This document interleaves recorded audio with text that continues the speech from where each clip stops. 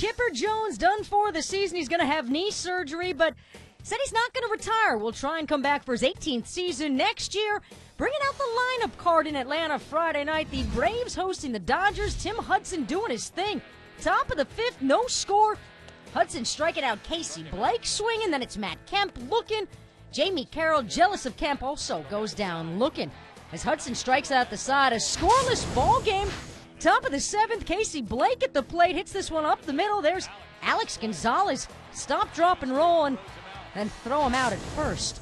Bottom of the frame, Chipper's out for the year, so Brooks Conrad's taking his claim to playing third base, and here he is at the dish. To center and deep. Kemp to the wall. Gone! Brooks Conrad again! His seventh on the season. It's a 1-0 ball game off of Hiroki Kuroda. Top of the eighth, more out of Hudson. A runner on.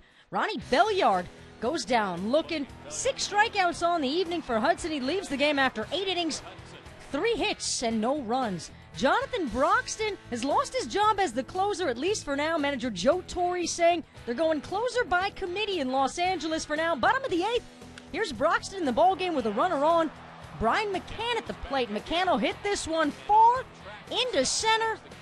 Matt Kemp is there to make this play, and Broxton gets out of the frame. On to the top of the ninth, Billy Wagner in with the rains coming down in to save this ball game. Scott Pasednik at first, and he gets picked off here, and he is toast.